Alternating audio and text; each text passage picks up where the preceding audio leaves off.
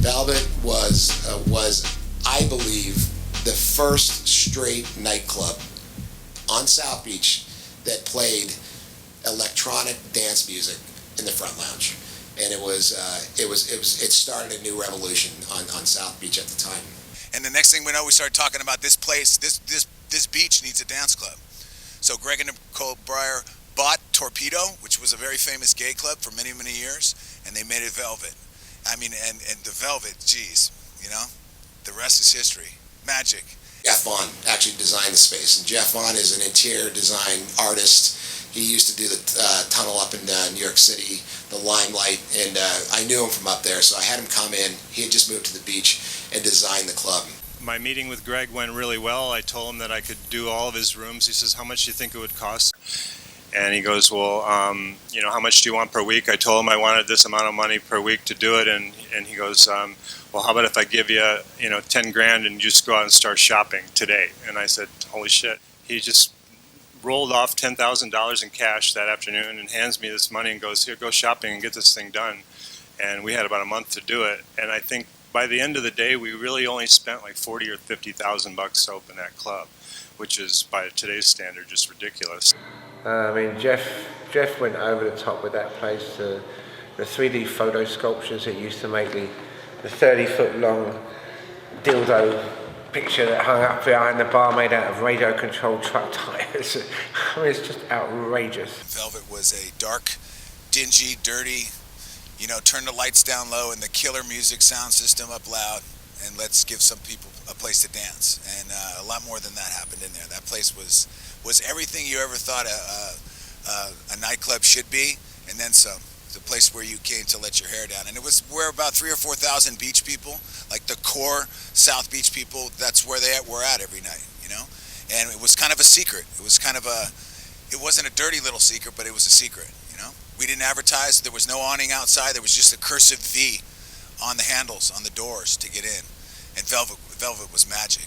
They had basically a wall with a line of speakers. Everybody would just get up on top of the speakers. They had speakers, all huge bass cabinets everywhere, and people used them as go-go boxes. And all night long you would just see these images of dancing silhouettes against these lit walls. I think one of the things about Velvet is, first of all, I think I did speak about, you know, the fact that they had 3 different rooms inside the space. There was the front room, which was the dance room.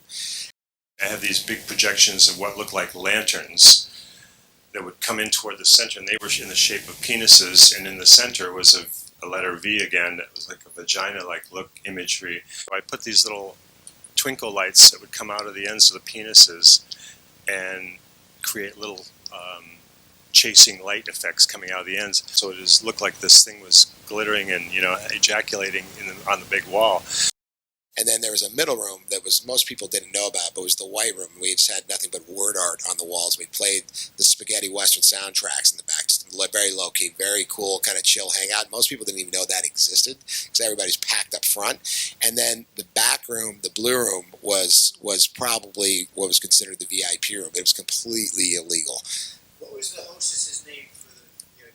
Plush. Yes, Plush. She used to wear a big, tall top hat. She was beautiful, and she was very cool. And she could kick the shit out of most guys as well. Yeah. So Plush, yeah. So Plush, so the back room was great, but it was illegal, and this was why it was so fantastic. If and when the fire department came in, which was rare back in those days, then we had a red light that my doorman, Trevor Cedar, would actually press the button, and there would be close to 150 people, 200 people in the back room, and as they were walking back in the back hall, the music would go off, and everybody would be quiet for 10 minutes straight where they're walking back. And then I'd be walking them back, and like, what's in there? I'd say, well, it's an office, but I don't have the key to it. And, so and everybody's in the back like, shh, don't say a word. Classic stuff. a lot of celebrities were just kind of finding out about South Beach. So you could walk into the room at any given time and see just about everybody from Madonna to Oliver Stone. They'd be hanging out there all the time. And we had a special little room where we would go upstairs and take care of business with Oliver and the rest of the crew. So it was definitely a wild scene happening. I'd say Velvet, I think, ran 92 to like 93. After a year, Velvet was closed down because they lost their lease and it belonged to Tony Goldman. He was made it into a gigantic parking garage, and they put a Nike store where the old Groovejet used to be, or where the old Velvet used to be. And then Groovejet ran from 94 all the way till 99. We had a good run over at Groovejet, which is a long run.